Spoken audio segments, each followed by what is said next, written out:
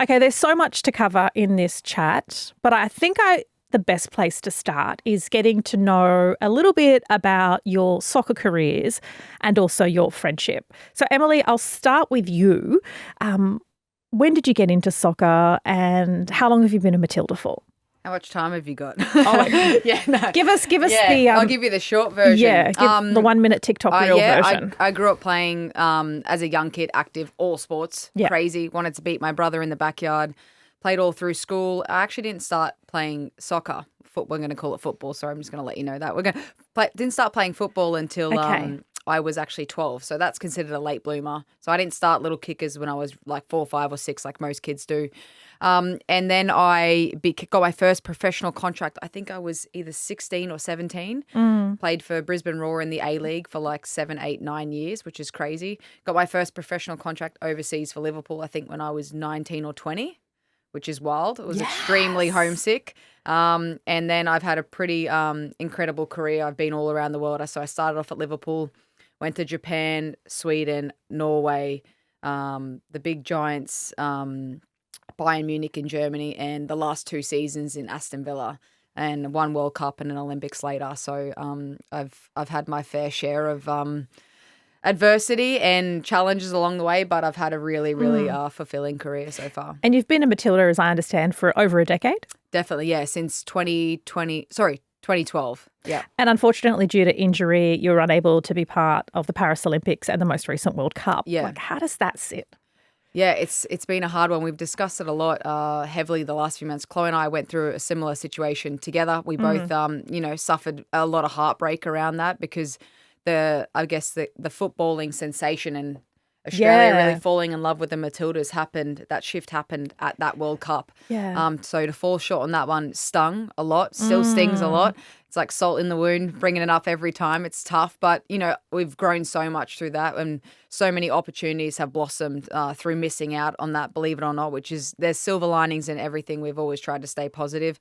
And then we've fallen short through unfortunate timing and a few injury setbacks for the Olympics as well. So, football, sometimes it's cruel and you can get dealt a tough hand.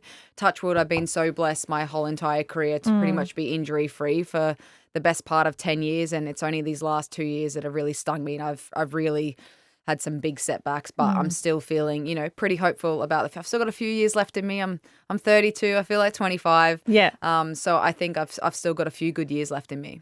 And Chloe, just before we get to you, I want to pick up on, Emily, something you said about we're not going to call it soccer, we're going to call it football. Yes. Like, what's it going to take for Australians to start adopting the word football and not be an anomaly like the United States is with the rest of the world? That's right. It's a great question. Every single European club knows football as football, whereas I say football here, someone looks at me and say, hey, rugby or AFL. Yeah. I get AFL a lot, which doesn't surprise me. I've got the build for AFL. Thought about dabbling in it, but we won't go there. So yeah, football, it's the world game. We've always known it as football. I've grown up playing football. We've never called it soccer. Unfortunately, we have to say soccer to those who associate football with the other 3 sports. Yeah. I hope the Australian game is here and European football is way above here. So that football is God's country for them, basically. They revolve their lives around it. We're still not quite there yet, but we need to change our terminology because there's a lot of people that are going to be frustrated at this, but soccer is football. It's not. It can also be AFL and rugby, but the world game for us is known as football, isn't it? Okay, well, I will refer to it as football here on in. Chloe, what about your history with football and how you're feeling about the last 18 months with the love for the Matildas and you having to kind of watch from the sidelines and pivot and do some other things? Yeah, my story is a little different to Em's. I started when I was 5, so I did the whole little kickers and it was the only sport I've ever played. And I grew up playing with my brothers and falling in love with the game. And I was always told that I wasn't good enough because I was really, really small. So I didn't actually make... Who told you weren't good enough? Oh, so many coaches, so many players. You know what? To be fair, I probably wasn't at that time. But I was tiny. I weighed, maybe 40 kilos. And so for that, I just loved the game so much that I continued to keep playing. And I made my entry into, youth national team and all of that kind of late. I had 1 year in the under 20s. And then from there, kind of my career took off. And I've been in the national team 1 year less than Em, so just shy of 11 years.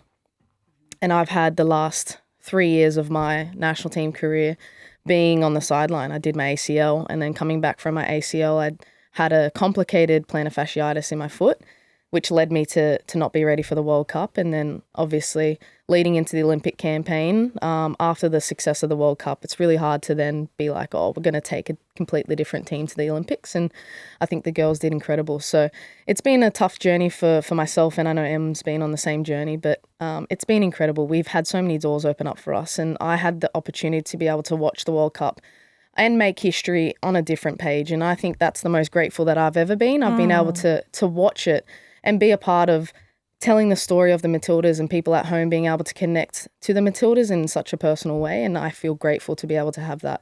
It was very difficult at the time, and it still is very difficult, and it'll always be difficult. Yeah. But at the same time, I feel grateful for the opportunity that I know that Em and I put down some pavers in the way that led the history to be made on that day or on that tournament. So I know it sounds lovely in hindsight, and the way you both reflect on it is quite beautiful, but it also does suck, right? Because when you're doing something, yes, you know that future generations are going to benefit from it, but like you also want to benefit from it. And you also, like, as you say, you did, 11 years as a Matilda, like it's got to... Do you wrestle with the fact that, yes, you see how you've paved the way and the game has changed and the way it's received, but also that... It's the immediate gratification, I think, that we miss out on that. Yeah, of course. But I think as well, like, we struggle with it. I mean, I struggled significantly for the first month of not making it, especially because with my ACL and coming back from my ACL, I thought to myself, oh, I have enough time to get back from my ACL. And I put everything on hold for 2 years to be able to make sure that I was going to be ready for the World Cup. And falling short of that task, when you put all of your eggs in one basket, devastating. Obviously. And not just any World Cup, a home World Cup we're talking about. So like we've sacrificed our whole entire careers by moving away and playing in the best countries for the best clubs and trying to develop ourselves physically, mentally, emotionally, everything. We've put everything on the line, sacrificed time with our loved ones by being apart from them for years on end. And then the most important, like the pinnacle of everyone's career is a home World Cup, which is like a once in a lifetime. I remember crying when we won the bid that we got it. Yeah. And I was playing for Bayern Munich at the time, and I'm thinking, I just can't believe this. In my generation, in this lifetime, a home World Cup, and then we both miss it, you know. It's just taught us so much. But apart from the fact that we've helped pave the way and we've been a part of the process to the, you know, monumental turning point, there was also generations of Matildas before us who didn't get to experience. They paved the way to also they're in a much harder place. They would be looking at where it is now, and they had the bare minimum. I wouldn't even call it a minimum. They had nothing. Nothing. So, you know, it still reminds you of how grateful we are to, I mean, yes, I wish I was 23 still. I'd love to have like another 10 years from now. Yeah. You know, but when us as females, we never played football for the money. Yeah. So we're never going to get the money that the males are getting, but we played it because we love this sport. And the fact that it's growing and the fact that we can inspire these young, and that's what we're doing now with our future ball colleagues. We want these young girls to realize that this is actually a job opportunity. Like you can actually be full-time professional footballers and earn a living and not have to have 1, 2, 3 jobs and study. And, I want to talk about future baller, but before we get onto that, can you give me an idea of what it was like having this professional football career? You've just talked about, Emily, about the fact that, you can now earn money from it. What were you guys doing? Like, if you give me an example, a moment in time, perhaps the most hectic moment in time. Chloe, you're pointing. I'll let Chloe go what first. Were you doing to enable your love of football to continue? All right. So I think I've lived about 10 lives in my lifetime. I'll just rattle off a few jobs that I've had. Okay. So when I was in high school, year 12, I worked at a restaurant, and I also worked coaching in the mornings, and I'd go to school, and then I'd play my professional career, semi-professional.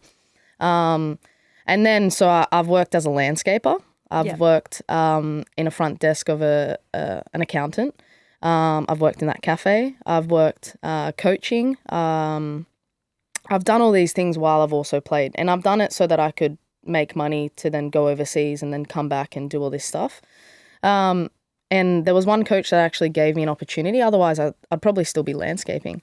But all of those opportunities came with still being full time. It wasn't we talk about being semi-professional, but you work full time, being a professional athlete, all of the mental stresses, and then on top of that, you're still having to worry about how am I going to be able to pay to be able to do this. So what are the hours like? So what are the training and the commitment to football compared to how much you work? Because there are only so many hours in a week. Yeah, so prime example, when I landscaped, I was actually working in Canberra. I was there for 3 weeks and I was working on a retirement village. The Matildas were in camp and I hadn't made that camp. Hadn't made a camp for a while. I made my debut and then I was out for 2 years. So then I was working full-time, 6 a.m. to 5 p.m., Monday to Saturday. Wow. And the coach at the time, Alan Stajic, was like, okay, Chloe, would you like to come into camp? You can come into camp and train with us at 10 o'clock. So my boss at the time was an absolute legend. He was like, okay, you can go, but you have to work in the morning. You can drive, which it was like 15 minutes away, to the AIS, and you can train with them and then you can come back to work. So I would go in my high-vis. I would go in, I had a van at the time, and my boots, I would borrow my soccer boots from Lisa Devana. I would play. Football boots, sorry.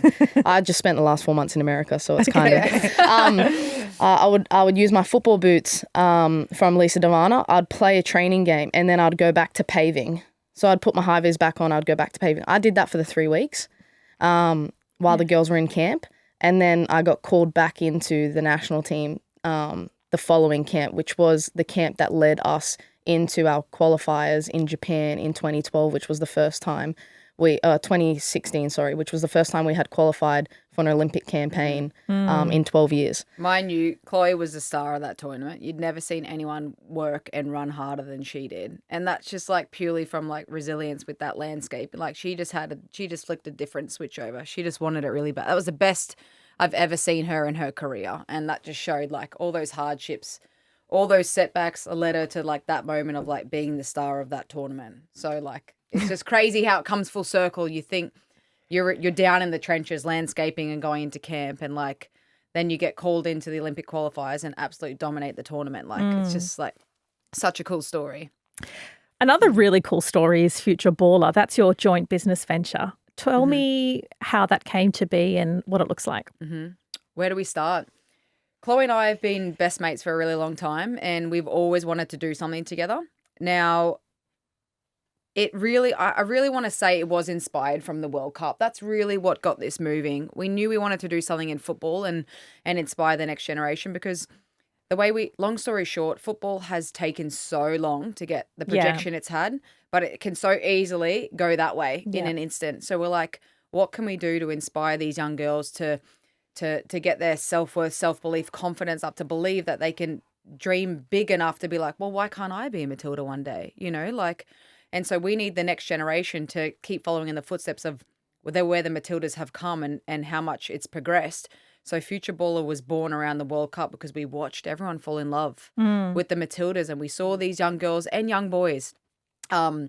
And, you know, they now can have a dream of being like, wait, I might be good enough. Like, I've got something here, and we want people to go for it. So essentially, it's just about us instilling belief in these young girls, because there's so much talent out there. But a lot of these girls, they don't have coaches who back them, or parents who, you know, or they might be feeling, not by their parents, sorry, but they're probably feeling a lot of self-doubt. And these are all relatable to us. And that's why I want to share this message, because I had a lot of self-doubt, a lot of low confidence, didn't know if I was ever good enough. Still to this day, I struggle with it. So it's about building these young girls up and being like, hey, you've got this vessel, you can dream big, you can be anything you want to be. And we want to showcase our storytelling and this powerful messaging, and give these girls the opportunity to hopefully not just become Matildas, but become better people, better players, and just maybe even if it's just about them making a school team, not about them making the top. It's just all the small things. And so how does it play out? Because we know that the uptake of community football surged as a result of the World Cup. Massive. My daughter included. She's 9 years old. She's Matildas and soccer all over her bedroom, her bed sheets on the wall. Everything that she does is Matildas. So what does Future Baller do specifically to try and, I guess, capitalise on that momentum? Yeah, I think the best part about it is that Emily and I have gone through so much resilience. And for us, when we were growing up, we never had female athletes to look up to. And we've gone through so much heartache. We've needed to learn so much about ourselves, and that's come through just pure learning from mistakes. We have a clinic in Sydney on the 2nd of October at Wanderers Park, and we have a clinic on the 4th of October in Melbourne at Berlin FC. And right now, we've made this a one-off opportunity. We don't want to clash with NPL clubs and academies. We want to give this experience. Chloe and I never had an opportunity to train with Matildas when we were little. I know I would have been jumping at the bit. Right. So these are the kind of like pop-up clinics. Pop-up. Yep. It may just be a one-off. Like, we'll see how it goes. And for me, it's an opportunity of a lifetime. If I'm my 10-year-old self again, I am chomping at the bit. I'm pulling at my mum and dad's arm and be like, I don't care what it takes. I need to go to this because there's so much power. It's not just another clinic that you're just, playing a few games and you're getting a bit of lunch. Like, this is going to be so insightful and so powerful that towards the end of the clinic, we're actually going to do a Q&A. We want the parents to be there because we know how much the parents are part of their kids' journey. They're the ones that, provide the transport to the training. They're the ones that put belief in their young I'm the girls. team manager. Oh, I give my whole entire career to my parents, honestly, because up until I could drive myself, they were the driving force for me to be able to go, and I give everything to my parents. So it's the reason why we want all of the parents to stay in, because also you guys understand it a little bit more than the kids that will be participating. But I also think it's good for you guys to hear it as well, because then you can just keep reminding your children, hey, this is what who you look up to, this is what they're telling you, and reminding them to continue to do that. But the thing that separates our clinics, I guess, from any other clinic is that we are holistically looking at a football life, or like your life in general, because we believe if you build a person, you'll build a player. So we're doing incredible things with a psychologist. We've got a mindset coach that they'll have a private session with. Yeah. And we want to be able to say to the kids, hey, like, the best part is that if you do fail, you will learn from it. So creating a safe space for all children to be able to be themselves and to find a community, because that's what sport's all about, right? So, yeah, we're really looking forward. Definitely. I think the best thing about Chloe and I is neither of us grew up super talented. So you can get these, freak athletes who are just like, they're just born like just incredible. We worked from the ground up, and we want to showcase that anything is possible. If you work hard enough, and if you really want it and don't just kind of want it, you can have it. Because I had people doubt me my whole life. I doubted myself, and I've had so many setbacks along the way, but I wanted it that bad that I was the first to training, the last to leave, the 6 a.m. early riser when the sun was just coming up doing private training. I was the backyard kicker till the sun went down. Like, I want this next generation to be almost the old generation. I'm craving it. The kid that plays outside till the sun goes down. Get rid of the iPads and like just dream big, because what Matildas is now, this opportunity, this professional football lifestyle, that wasn't like in the limelight. That wasn't it wasn't possible. We played because we loved it and it's fun. We never knew we'd have a career out of it, but now that career is possible. And so we want to inspire these girls to go for that. And if it's not that, we want to inspire them to go for other things in life. And what about careers in coaching? Because something I've observed is whether it's at the World Cup or the Olympics, even when it's a female athlete or a female team, so often the coaches are male. Are we still a generation away from having female coaches, or what do you think the issue is there? There's been a shift. Yeah, I don't think there's an issue now. I think that we needed the shift that happened at the World Cup to happen, because it's not just about inspiring players to become athletes, right? Yeah. I think you're inspiring the next generation. We've been interviewed by a young lady who's 11 or 12 years old who's now in news reporting, and it's her way. And it's incredible to know that through the World Cup, people are getting inspired to take roles as coaches, like just being inspired by other females. It isn't necessarily to go out and kick a ball. It might just be to take other things, but it's the inspiration behind it that's making you do other things. And I think that's incredible. So news reporters gone up, female coaches have gone up. I know that we're going to have as many female coaches as we can at the clinic. Great. There's a few game changers, like, essentially in the history so far, and it's Serena Wiegman, who was the Dutch coach who won a lot with them, became the England national team coach, won the Euros, and I was there for that, and which was just game changing in England because I was playing for Aston Villa at the time, and what that did, football was already mad crazy in England, and it just escalated when it put their women's football like on the map like never before, and later that season, we had 30, 40, 50,000 people to our games. It's just incredible. And then you've got Emma Hayes, right? So she's a great example. Did incredibly well with Chelsea. Has now become the American coach. I think she had a couple of months with them. They've just won the recent Olympics. Like, it's insane. So our opinion has always been whoever's the best for the job, whether it be male or female, that's the person who should have the role. But it is becoming more, I guess you could say, which is sad to say, accepted that if females are good enough to have the job, they should have it. The only thing that I think we're still far behind in is I don't know if we'd see a female coach in the men's game anytime soon. Yeah, at the highest level. But we are bridging the gap in terms of professional female coaches in the women's game, definitely. So you're definitely taking on a whole bunch of new challenges, and one of those includes the amazing race. Whose idea was it to do that? Neither of ours, honestly. You got approached. It came out of nowhere, to be honest. Yeah. And, you know, for people listening, the schedule of a footballer is insane. Like, I remember for the last 10 years, I've had 2 to 3 weeks at home, maximum. Yeah, wow. And, you know, due to personal injuries and stuff, it just worked out like perfectly. That you were both available. It was the as universe well. giving us, and it was so hard to say no to, but we've never put anything before football. Realistically, you know, we would still be training and just say no to this. This is like, it's football only and football only. But it's the best decision that we've ever made in our whole entire lives, for sure. Hands down. The best decision. The best decision ever. Yeah. Yeah. Why? I'm having withdrawals. I'm addicted. I'm addicted to racing. Why was this the best decision? For our whole lives as footballers, you kind of get put into like a category. You kind of cookie cutter. You get told how to act, what to do. You fall under your club. You fall under your national team. You got to be careful about what you say, how you present yourself. And I think for the first time, we were able to be ourselves. Yeah, individuals rather than teams. We went as footballers and the Matildas, but we were Chloe and Emily on that show. Yeah, and that for the first time in 10, 15 years is a nice feeling. So I think for us, we had groundbreaking, emotional journeys. Yeah. And, I think it was just extremely powerful. That opportunity is just not available for any other Matildas. Like, they were all in, because we weren't at overseas clubs at that time because of our injuries. This would have never, ever been possible any other year in any other decade. Like, it's just, you know, I just believe in the universe giving you something when you're meant to have it. And that's another silver lining. Yeah, and I truly believe this has come out of us, you know, also missing the World Cup, you know, because we did a lot of media while the World Cup was on.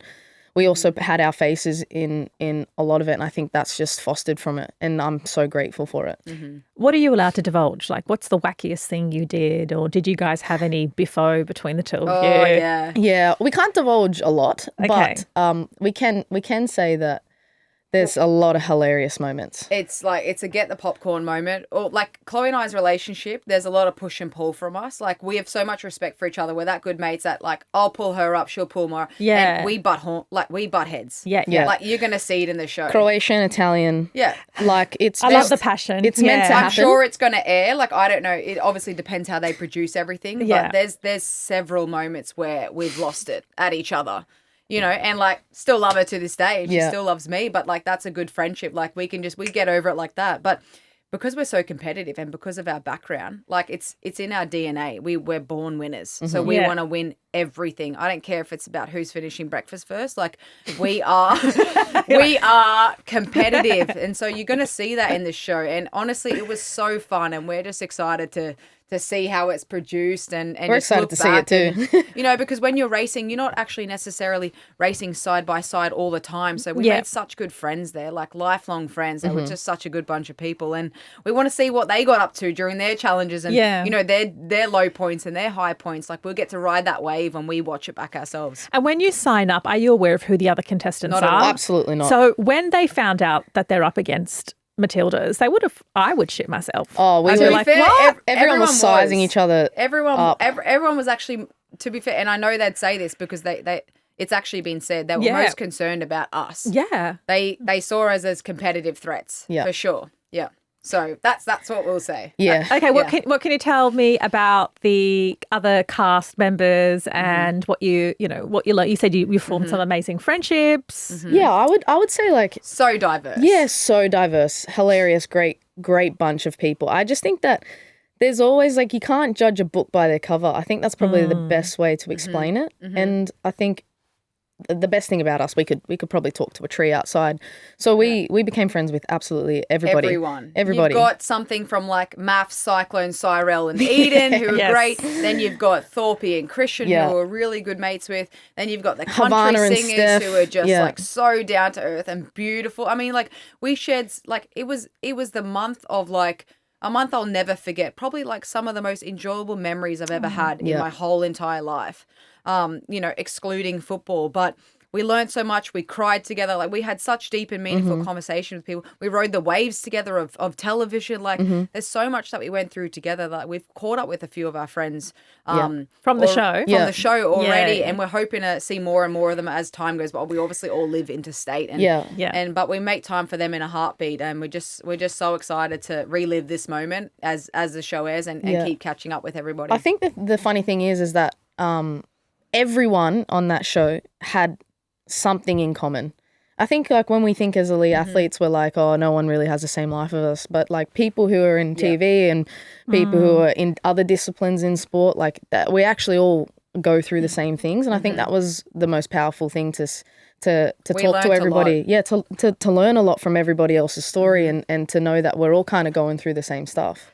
And the charity that you guys chose or were representing is the Breast Cancer Foundation. Why that charity? My nonna, which is my grandmother, yes, had breast cancer, fought it, an incredible woman, and my mother-in-law. So I've had two very strong females in my life who have overcome something that some people don't. And I just think we look at it as if we were to sit in a changing room and we see, 18 people, 2 out of those 18 people in that locker room will more than likely statistically have breast cancer in their lifetime. And we just want to be able to combat that and do as much as we possibly can to reduce that number. So we are so proud that that's our charity that we're racing for. And our ultimate mission was just to spread awareness, spread awareness for people to check, spread awareness to support those that you love, and just female empowerment and just getting around each other. And, I'm feeling very grateful and blessed. I haven't had any breast cancer scenarios in my life, but I'm surrounded by like loving women everywhere, like through football, in my family. I've got sister, mother, niece, auntie, like I've got women in my life, and the thought of anyone ever going through that like breaks my heart. So I was supporting Chloe's cause on this, and I was really proud to do that. But it's all about just spreading that message, is just backing that foundation and just bringing more awareness. You mentioned that you're having withdrawals from The Amazing Race. Could this be the start of a reality TV career? Are we going to see you on SAS, Dancing with the Stars? Absolutely. I am full-blown addicted. I'm thinking, where am I going to do this football career? I keep remembering I'm a footballer. You have no time for this. Do you know what? We got told so many times by a lot of producers, like, you're made for TV. She's definitely made for TV. I got told Survivor, The Block. I mean, we just, I think, for me, I want to be pushed. I want to be challenged. I was thinking more SAS, like something that's really going to put me in the deep end. I am like seeking adventure and adrenaline, and something to really, really test me. I'm longing. You're all for it. Yeah. I'm longing for that again. So whoever's listening, hit up my commercial agent, and I'm here for it. As well as like we found it so enjoyable because for our lives we've been so structured the same way, exact same way for 10 years, and to have something completely different and the thought of potentially going on other things that are exactly like this makes us tick. We love learning. We love being able to grow as people. So maybe keep an eye out and you might see us in some more. I guess like everyone kind of does it, don't they? I just feel like you get addicted. Not knowing when to wake up, then you're catching 2 flights and then you're racing. Like so some people that's crazy and chaos, but I loved it. I hated days off. I didn't want days off. I still hate it in my football career having days off. But I am obsessed with like the unknown. We were saying there was a few times there, so whenever it was race day, I had never had so much built up anxiety, wasn't I? Why is that? Oh, she was like a caged animal, honestly. The unknown. It's the unknown. I can't explain it. I played at World Cups and Olympics. It's because we have structure. Like when we are in camp, we know what's coming. You wake up, you eat this, you do this. Yeah, you have this time, you go to this place, you're eating at this time, you have this meeting, you have this. For us, it was like, you're getting breakfast at this time, and then we don't know when you're coming to get us. So you weren't allowed to leave your room. So for us on race day, it was just us two in a room. Just pacing. I couldn't recognize myself. I was getting sweaty. I was feeling sick. I thought I was going to throw up. It was just crazy. I was doing squats in the room. It was like full on I don't know what it was, but it was heightened stress that I've never had before. But I got so addicted to it. It's crazy. More addicted than coffee, to be honest, which is just ridiculous. Wild. Yeah. It's been so wonderful chatting to you. Can't wait to check out The Amazing Race, which is on now on Network 10, or you can catch up on 10 Play. And in terms of those clinics, Future Baller, futureballer.com.au. Correct. That is it for this episode of The Weekend Briefing. It's a place where we have the opportunity to get to know the interesting and influential people behind the headlines. We want to hear from you. Make sure you leave a comment below, like and subscribe. Catch you next week.